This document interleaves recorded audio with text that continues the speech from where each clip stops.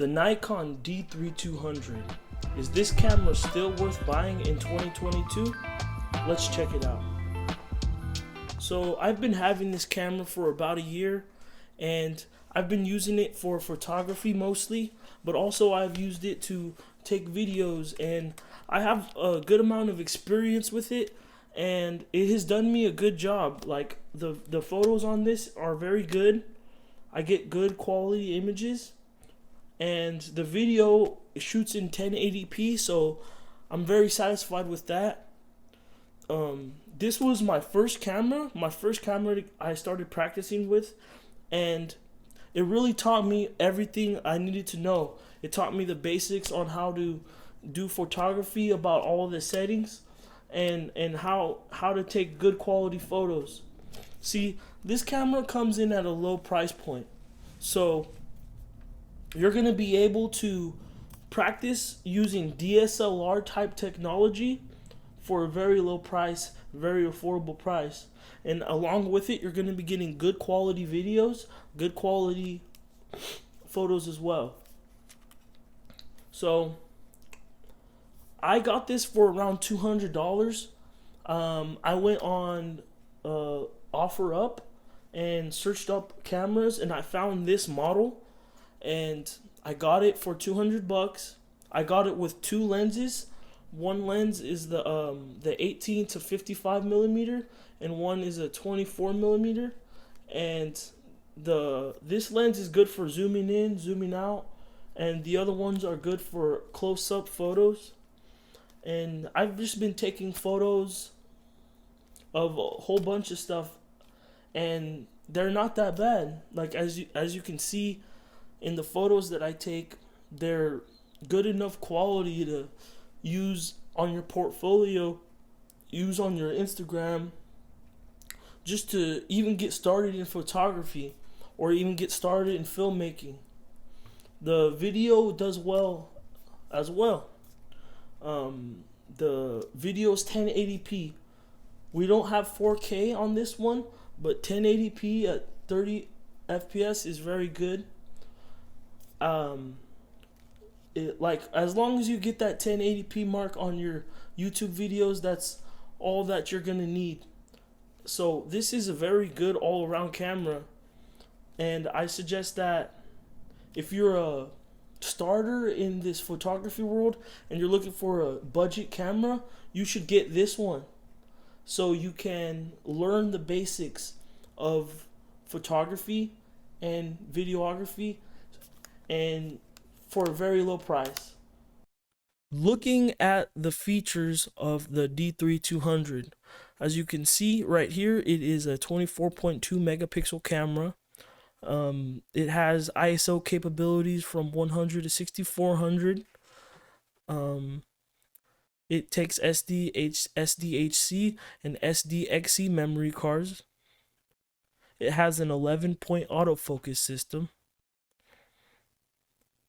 And videos are recorded in full 180p, in 30p, 25p, and 24p with smart autofocus, continuous autofocus AF, full-time servo AF, subject tracking AF, and face priority AF.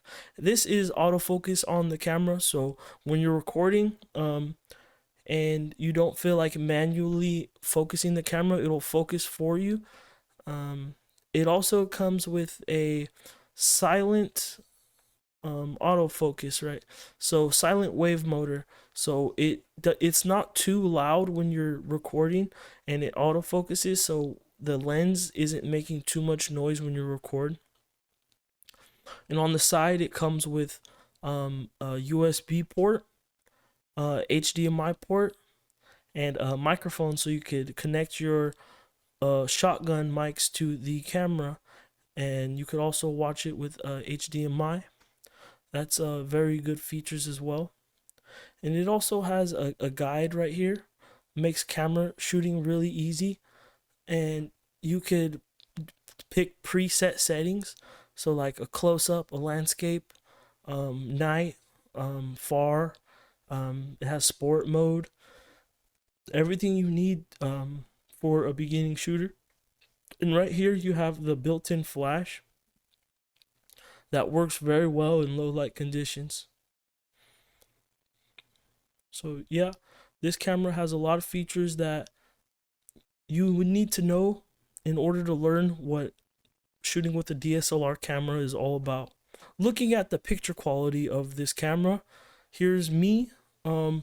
This is a black and white photo, and as you can see, the details on this are very smooth. This is taken right here. You could see the background. This car is very clear in the background. You could even see the sidewalk and the ledge over here, the details on the street, the cracks in the street, and then as well you can see me. So just looking at this gives you an example of the type of photos you could take with this camera. This is an example of a photo in low light conditions. This is my brother taken with the flash on the camera, and as if we zoom in, you could see in the background right here is catching the street lights. That's very good, and it's catching the street sign in the back. You could almost even read it. The grain on it is not too bad considering how dark it is. And yeah, you could see the tree formation is good. All these small branches as well, and him, the you could see the bulldogs on his wristband and his bracelet. This detail is just very good. If you want to see the details of his braids, the bandana, it's a very good camera. You can't go wrong with it. This is a picture taken in the daytime of a birdhouse and some wood, and you can just see uh, how the color pops on this camera when you take it. This is a raw footage, raw picture, so you could see the detail on this camera is very well. This is another photo taken with this camera in the daytime. This is just a whole bunch of vines on a wall. You could just see how vivid the colors look and how detailed it all is. You just check all of this. You could see the dust and the debris caught inside the leaves. You could see like the flash is very strong. It's catching all the colors, and down to his lanyard. This the detail on this camera is very good for the price range as well. You can see this one, some more people. The details are very good, which you probably would not expect for this type of camera. This is another great photo. I love the colors in this one. I love his energy. I love the details on the floor and the boots and how it just catches everything. This is another one with some popping color. It's very good. This the red and the yellow. Just it's very good photos. Can't go wrong with this. And I really like this photo because there's a lot of things going on in here. Like you can just looking at the back, you can see the food stand. You can see this stickers on this, all the lights, and it's capturing everything. You're able to tell what everything is. And you can see this little graffiti right here, this yellow and blue stickers, and the people are very detailed as well. It's very good. Caught everything in this photo that needed to be caught. And yeah, that just shows what the capabilities for photo on this camera are. Now for video, I'm showing you what the capabilities are on this camera. The video is definitely usable, but it's not as good as the photography in my opinion. We'll just give you like a couple of scenes in this music video that I shot with my friend Hunter. You could see this close up right here of him taking a puff.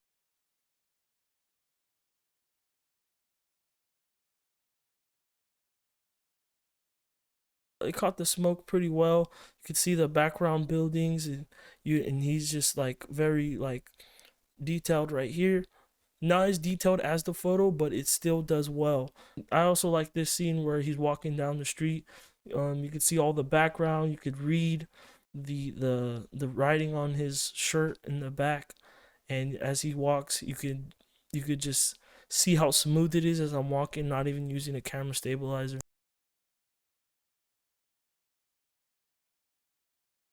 So yeah, this scene you can see how it's focusing him and also focused on everything in the background. You can catch everything. So the Nikon D3200, as we saw, it takes good photos. It takes alright video, 1080p video.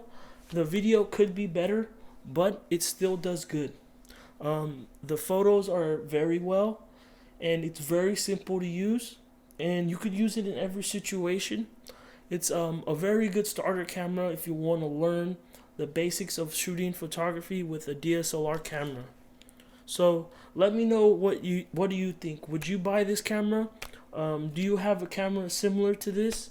And that's it. Tell me what you think. Thanks for tuning in. This has been my YouTube video on the Nikon D3200.